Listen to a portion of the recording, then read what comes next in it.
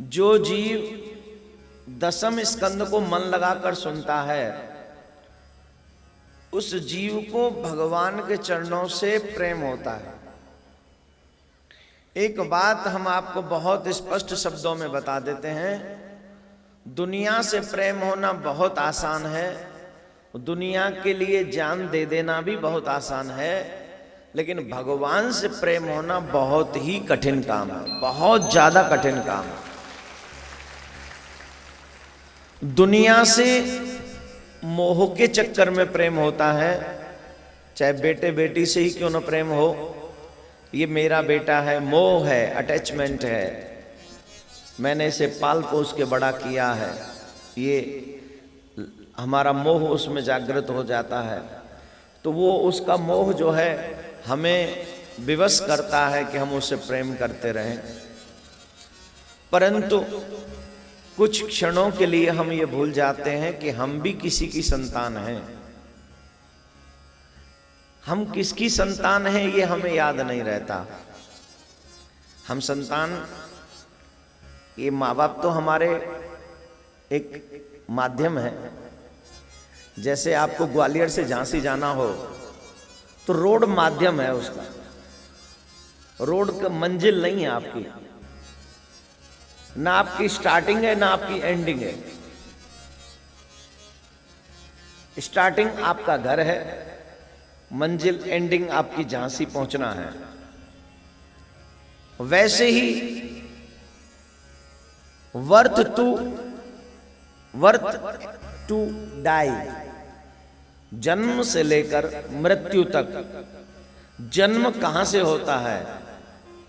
भगवान की मर्जी से। मृत्यु कब होती है? भगवान की मर्जी से। आना कहां से है? बाई माध्यम, बाई रोड जो है वो हमारे माता पिता हैं, जो कहते हैं ये शर्मा जी हैं, ये वर्मा जी हैं, ये अग्रवाल जी हैं, ये कटारे जी हैं, ये जो भी सरनेम हम लोगों को मिलता है हमारे मम्मी पापा की वजह से, वो सिर्फ एक माध्यम है। एक्चुअलिटी क्या है? What is my real father? Who is my real father? मेरा असली पिता कौन है? जो जन्म जन्मांतर का है, न सिर्फ एक जन्म का नहीं है, वो हर एक जन्म का है। वो है गोविंद, वो है भगवान, वो हमारे सच्चे पिता हैं। और उस सच्चे पिता से हमारा रिश्ता आगे क्यों नहीं बढ़ता है? उसकी वजह है क्योंकि हमने कभी उस रिश्ते को पहचानने की कोशिश नहीं की। और जब तक आप कोशिश नहीं करोगे माय डियर, निश्चित तौर पे आपको कोई भी चीज समझ में आने वाली नहीं है। आप पहली क्लास में पढ़ने गए तो मन नहीं लगा, टीचर ने आपको बहुत समझाया, उसके बाद आपने मन लगाना शुरू किया, फिर उस क्लास को समझना शुरू किया, तब आप नेक्स्ट क्लास में गए। ठीक वैसे ही भक्ति, ज्ञान, वैराग्य, ईश्वर प्राप्ति, ये अपर क्लास हैं। फर्स्ट, सेकंड, थर्ड क्लास होती है ना, बीए, बीकॉम इत्यादि, एलएलबी, एमबीए, ये जो भी क्लासेज हैं, ये अपर क्लास कब आती हैं? जब आप शुरुआत की क्लासों को खत्म कर दो। पहले ही दिन तो जाके एमबीए नहीं करने लग जाते हो, एलएलबी करते हो, पहले दिन तो नहीं है ना संभव। ये तो शुरुआत है, शुरुआत करोगे फर्स्ट एंड सेकंड से, उसके बाद कुछ मिलेगा। ठीक वैसे ही मेरे प्यारे हो, भगवान को जानने की इच्छा, ये शुरुआत है।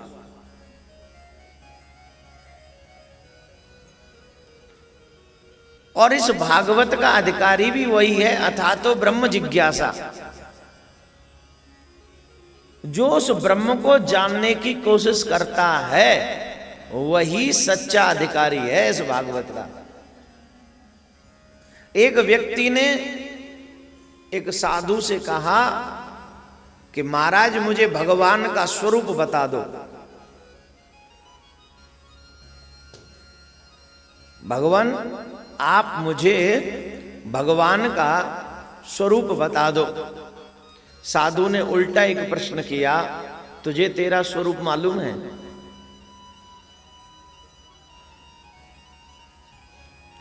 आप जितने भी सरनेम वाले लोग बैठे हैं, आपको अपना स्वरूप मालूम है? कौन है आप?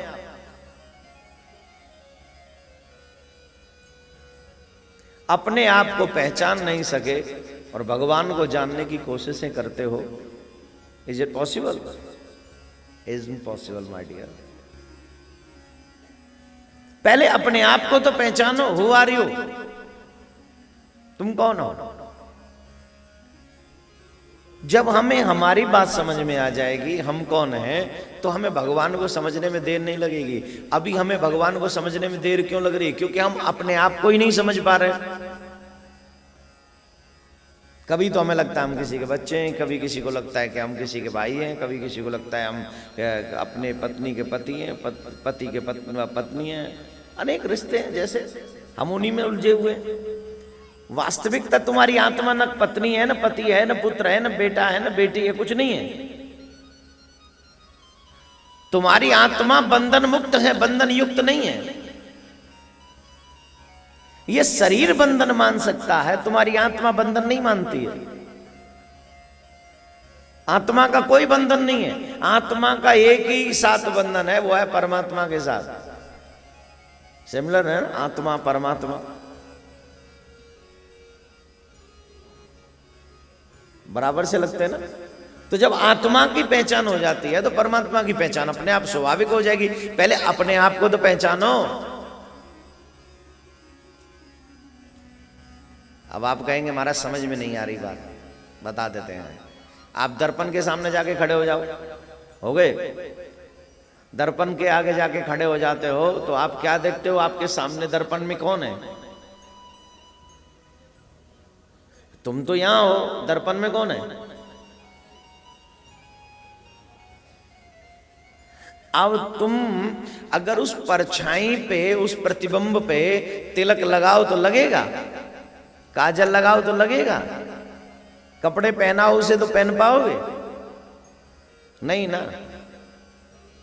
अब तुम उस पर लाख कोशिश कर लो, उसे नहीं सजा सकते, तो सजाएं किसे? इसे सजा लो, यहां तिलक लगा लो, उस पे लग जाएगा। यहां कपड़े पहन लो, वहां पहन लिए जाएंगे। यहां आंखों में काजल लगा लो, वहां अपने आप लग जाएगा। तो जब तुम अपनी आत्मा को सजा लोगे तो परमात्मा तुमसे मिलने के लिए स्वतः ही तैयार हो जाएगा। अभी हम आत्मा का श्रृंगार नहीं करते, अभी तो हम शरीर का श्रृंगार करते हैं। लाखों रुपए माताएं खर्च कर देती हैं अपनी ब्यूटी पे। हाँ, तुम भी कम नहीं हो। एक नाई के यहाँ एक व्यक्ति दाढ़ी बना रहा था, दाढ़ी बनवा रहा था, दाढ़ी से। हाँ, कई होते आलसी, अपने आप नहीं बना सकते तो उसे नाई पे जाना है। तो अच्छी बात है, जाना भी चाहिए, उसको भी बेचारे कुछ मिलता है। तो शेविंग करा रहा था। तो उसी समय क्या हुआ कि एक बैठे बैठे ऐसे, अब आपने देखे होंगे दो दुकानें ऐसी हैं जहां बहुत अच्छी अच्छी चर्चाएं होती हैं। पूरे देश का डेवलपमेंट वहीं हो जाता है। कौन सी है वो दो दुकान?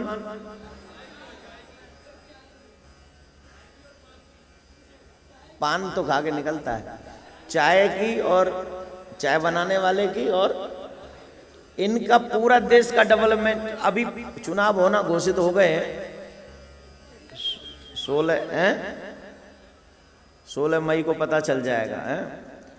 लेकिन आप जान का हर्ष करेंगे, इन दुकानों पे ऑलरेडी कई प्रधानमंत्री बन चुके हैं अब तक। कई बन गए अब तक, वो लौट के आ रहे हैं, वो इस्तीफा भी दे चुके होंगे कहते। तो एक नाई की दुकान पे ऐसे बैठा था, तो नाई शेविंग करवा रहा था एक व्यक्ति। तो वो सामने से एक जवान व्यक्ति की किसी की मृत्यु हो गई, और वो जो नाई था बड़ी उल्टी सीधी भगवान को बोलने लगा, भगवान नाम की कोई चीज नहीं है, ये नहीं है, वो नहीं है, इसको किसने भगवान बना दिया, उसे ये भी नहीं पता किसकी मृत्यु होनी चाहिए, किसकी नहीं होनी, तमाम उल्टी सीधी बातें बोलने लगा वो।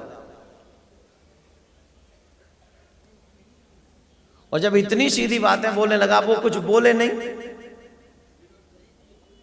क्यों नहीं बोले? बोले इसलिए ना बोले क्योंकि उसका उस तरह भी वहीं चल रहा है,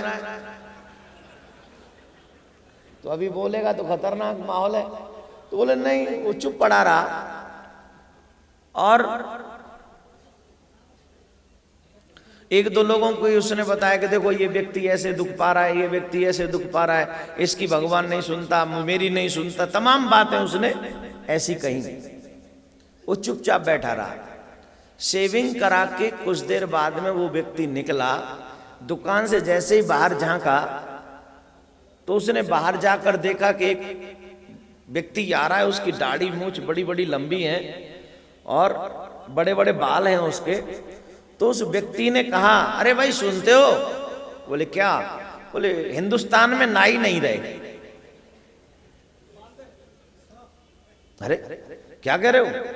बोले हाँ हिंदुस्तान में नाई नहीं रहे। बोले नहीं, ऐसे क्या नहीं, मैं नहीं बैठा हूं। अरे बोले है ही नहीं, तुम बेकार की बात करते हो, नाई है ही नहीं।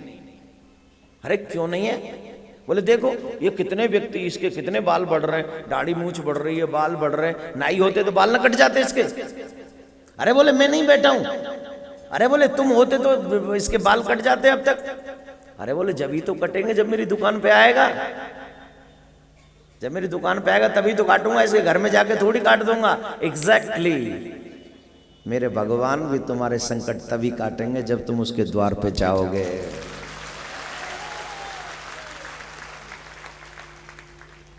मेरा गोविंद भी तुम्हारा तभी है जब उसके द्वार पर तुम्हारा जान आना शुरू होगा।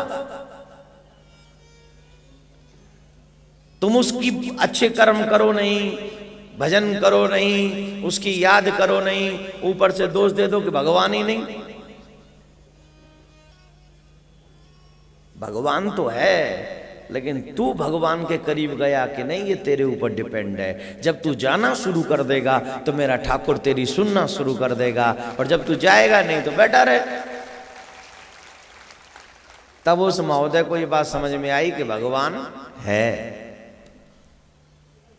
लेकिन हमें भगवान के लिए, हमें भगवान के पास जाना चाहिए, तभी भगवान हमारी बात सुनता है।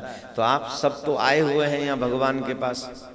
कलयुग में भागवत प्रत्यक्ष श्री कृष्ण है।